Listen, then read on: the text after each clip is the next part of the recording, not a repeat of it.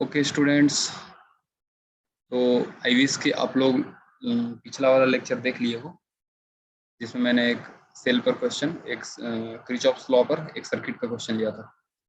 इस लेक्चर में हम लोग कॉम्बिनेशन ऑफ सेल पर बात करेंगे। We will see how cells can be combined. तो आपको बेसिक आइडिया तो होगा सेल के बारे में। It is a smallest source of energy. इसमें दो पार्ट होता है, ईएमएफ होता है एंड इंटरनल रेजिस्टेंस होता है। ठीक है, EMF is called open circuit terminal potential. EMF कैसे डिफाइन करते हो?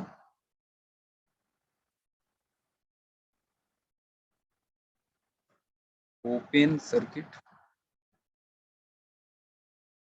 Terminal potential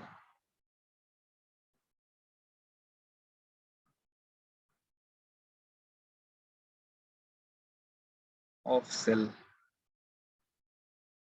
okay, and internal resistance R जो होता है,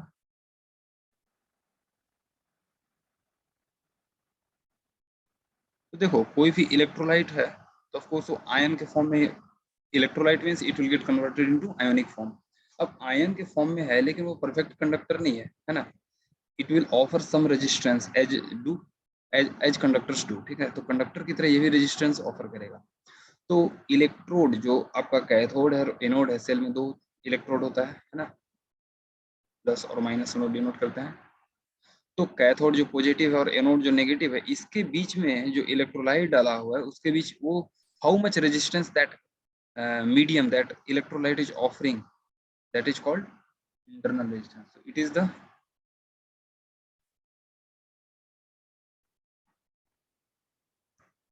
the resistance between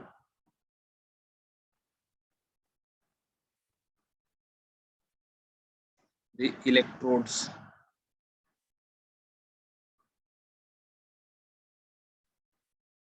of cell,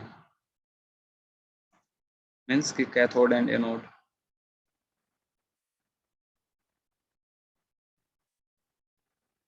ठीक है, किसी भी सर्किट में अगर आप सेल को कनेक्ट करते हो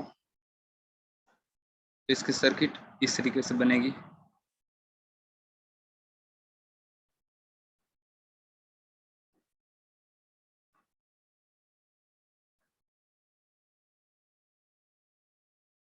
ये आपका एक्सटर्नल रेजिस्टेंस आर है, इंटरनल रेजिस्टेंस स्मॉल आर है और ईएमएफ ई है। हम लोग जानते हैं कि जब सेल को आप सर्किट से कनेक्ट करते हो तो पॉजिटिव टर्मिनल से करंट बाहर आता है। ठीक है, and it will circulate into the circuit and current goes from higher potential to lower. उसके अकॉर्डिंग मैंने प्लस माइनस दिखा दिया।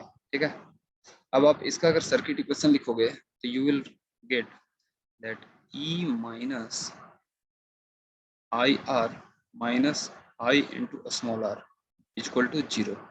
वहां से आपको आ जाएगा I into R plus r equal to E, और यहाँ से आई की वैल्यू आ जाएगी E upon R plus are.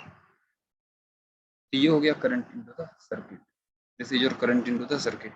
अगर पोटेंशियल डिफरेंस अक्रॉस रेजिस्टेंस की बात करें, मान लो कि ये पॉइंट ए एंड बी दिए हुए हैं, तो वी ए बी हम लोग क्या बोलेंगे, equal to I into R which is equal to E R upon, और अगर ऊपर से लिखना चालू करो तो we can write V A, क्योंकि ये ए है तो ये भी ए होगा। प्लस से माइनस गया, प्लस से माइनस आर तो डाउन माइनस ई, फिर माइनस से प्लस गया तो plus I R equal to, we are coming to point B, तो यहां से आ गया V A B equal to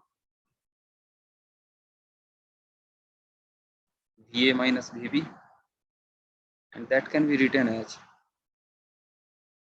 E minus I R. अब ध्यान दो, हमने बोला था एक ईएमएफ का definition open circuit terminal potential, ये टर्मिनल पोटेंशियल है वी ए बी, है ना। अब ओपन सर्किट होगा तो करंट उसमें क्या हो जाएगा, जीरो। करंट जैसे ही जीरो होगा मीन्स की terminal potential is nothing but EMF. So this is why we have defined here open circuit terminal potential of cell is called EMF. I believe it's clear to all of you up to this. तो अब आ जाओ, अगर cell को एक न लेकर के, अच्छा कभी कभी बच्चे सोचते हैं कि क्या सर हम लोग इंटरनल रेजिस्टेंस को ओमिट कर सकते हैं, सेल को हम लोग केवल ऐसे दिखा सकते हैं। इसको ना दिखा करके केवल ये, तो ध्यान देना सेल में से आप इंटरनल रेजिस्टेंस पार्ट को हटा नहीं सकते। ये प्रैक्टिकली मानो तो इस तरीके से ये फिगर ऐसे बनना चाहिए था, ठीक है, लेकिन हम लोग ऐसे ना दिखा कर उसको बाहर दिखाते हैं, ठीक है। मतलब कि इलेक्ट्रोड के बीच का रेजिस्टेंस है, it's not the resistance which is outside outside the cell. ऐसा नहीं कि हम लोग आउटसाइड से उसको कनेक्ट कर रहे हैं, rather that is the internal part, inherent part of the cell. और एक चीज माइंड में रखना, in new cell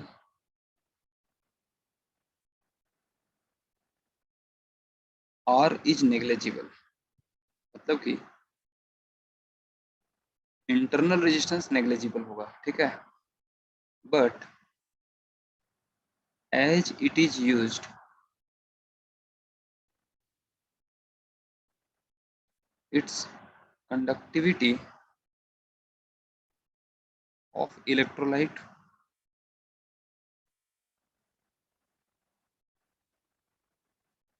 decreases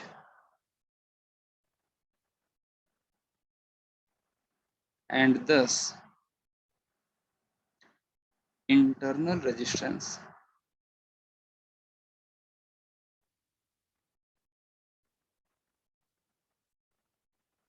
increases।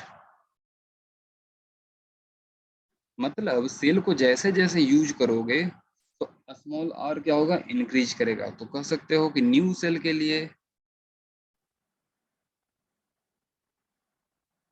For new cell small r is almost zero and for old cell small r is almost like infinity, क्योंकि non conducting salt का formation होता है during the electrolytic during electrochemical reaction. वहाँ जो electrochemical reaction हो रहा है उसमें आपको नॉन कंडक्टिंग सॉल्ट बनता है, ठीक है, insoluble salt, and therefore conductivity decrease करता है, okay. But EMF of cell is its characteristic,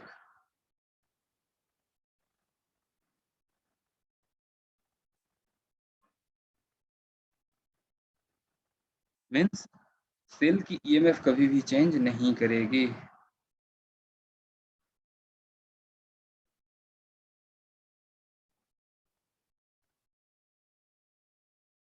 will remain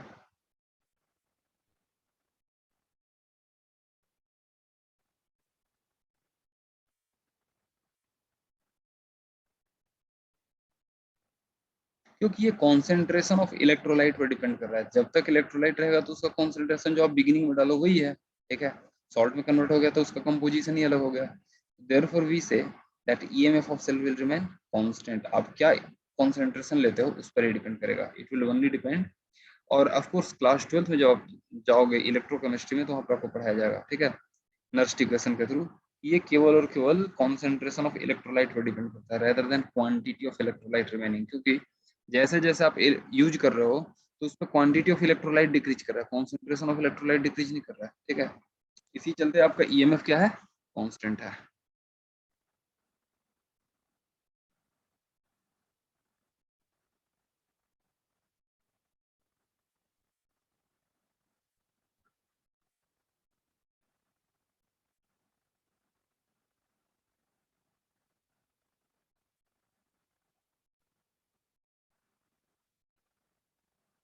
तो आई बिलीव कि यहाँ तक क्लियर है, कोई डाउट नहीं होना चाहिए।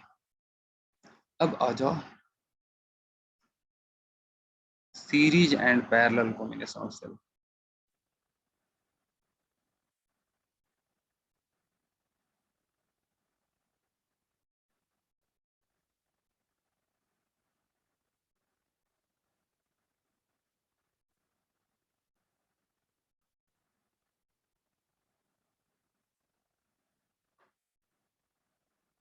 तो ध्यान दो, जब एक से ज्यादा सेल को टुगेदर कंबाइन करते हो then it is called battery. When multiple cells are combined,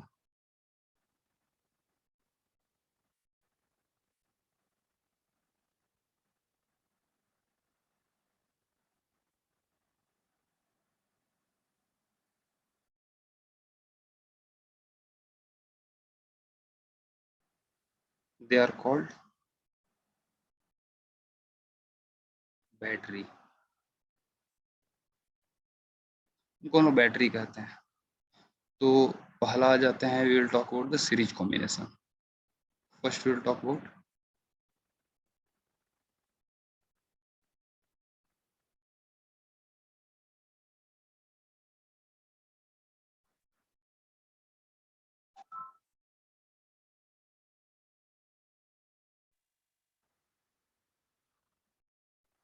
तो यहाँ पर ध्यान दो, इसको हम लोग कहते हैं साइड बाई साइड कनेक्शन। एक सेल लिए, उसके साइड में दूसरे को कनेक्ट कर दो, उसके साइड में तीसरे सेल को कनेक्ट कर दो। So this is your series combination, and suppose in the circuit you have taken external resistance capital R, through which we are using this combination, series combination। तो मान लो EMF E1 है, इसकी internal resistance R1 है, E2 है, internal resistance R2 है, EMF E3 है और internal resistance यहाँ पर R3 है। तो ऑफ कोर्स जब प्लस पार्ट से करंट बाहर आता है तो हम लोग डिस्चार्जिंग सेल कहते हैं इसको। तो करंट मान लो इसमें I है, फिर से वही। तो पॉइंट ए से बी तक के लिए आप अगर जो करंट इक्वेशन लिखो, वी कैन से, चलो ए से ए तक आते हैं, लूप बनाते हैं, ठीक है। तो वी ए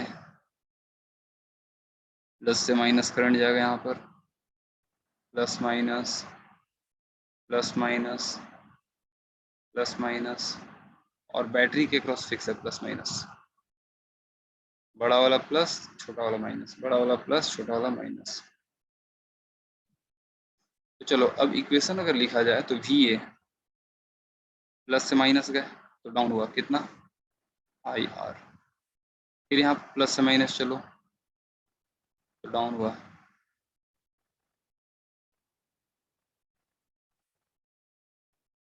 फिर माइनस से प्लस गए सेल के क्रॉस,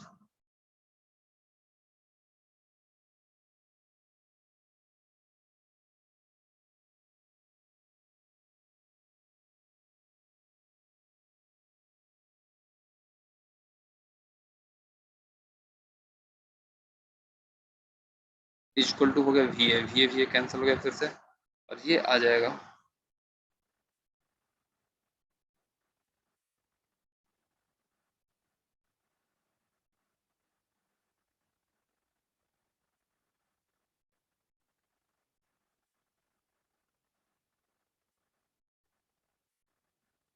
ठीक है। तो यहाँ से आई की वैल्यू आ गई।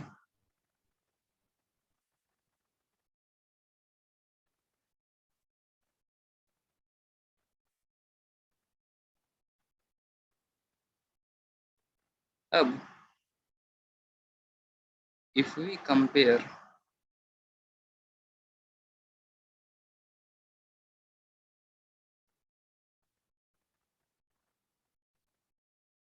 This equation with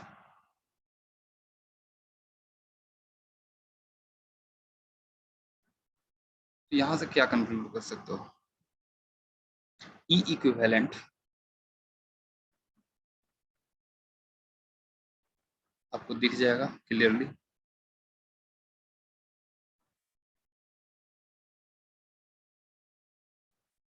and R equivalent is,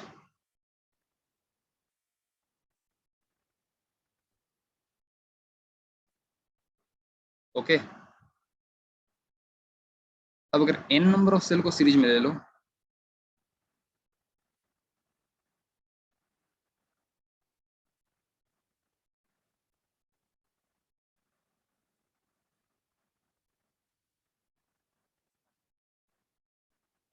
अगर n नंबर ऑफ सेल को सीरीज में रखे, ई इक्विवेलेंट हो गया आपका,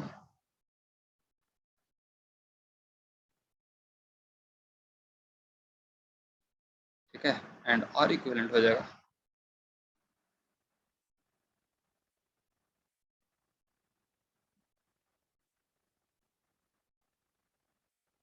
R1 plus R2 plus R3 plus R4 dot dot dot Rn,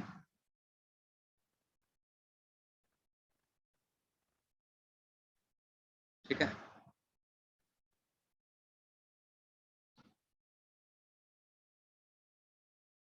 for all cells to be identical.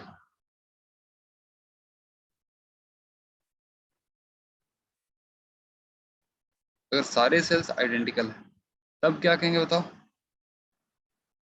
E net हो गया n into E and R net हो गया एन आर। तो इस आई की वैल्यू आ गई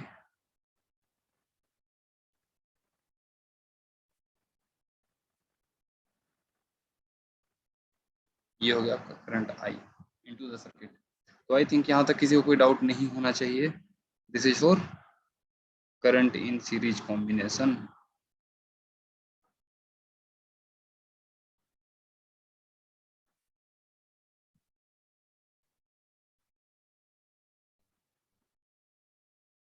जैसे एक दो क्वेश्चन ले लेते हैं, ज्यादा क्लियर होगा आपका।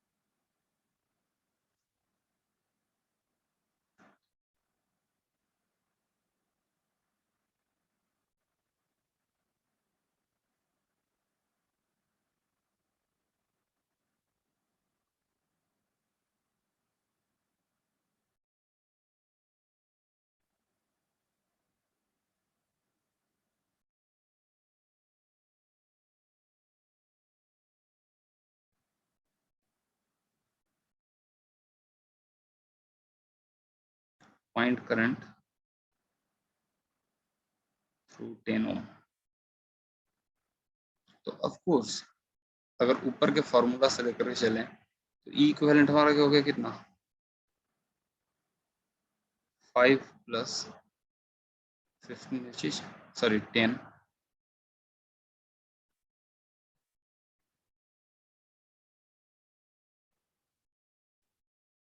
15 वोल्ट।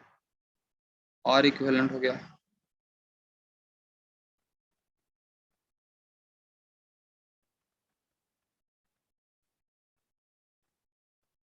ई इक्विवेलेंट हो गया हमारा कैलकुलेटेड है।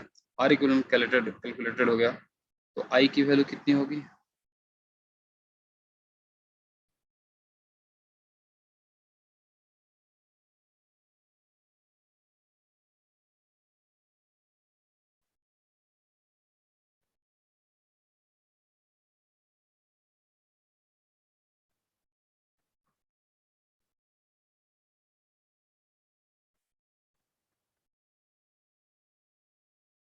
So this your current through the 10 ओम। तो आई बिलीव इस पर बेस्ड क्वेश्चंस बन जाने चाहिए, काफी क्वेश्चंस टफ नहीं होते हैं, ठीक है। और अगले वीडियो में मैं कुछ इस पर और वेराइटीज ऑफ क्वेश्चंस लेकर के आऊंगा and we will learn about the parallel combination. I think इसमें कोई डाउट नहीं होना चाहिए। अगर कोई डाउट है तो आप कमेंट सेक्शन में लिख सकते हो। We will take it in the next class. Thank you very much.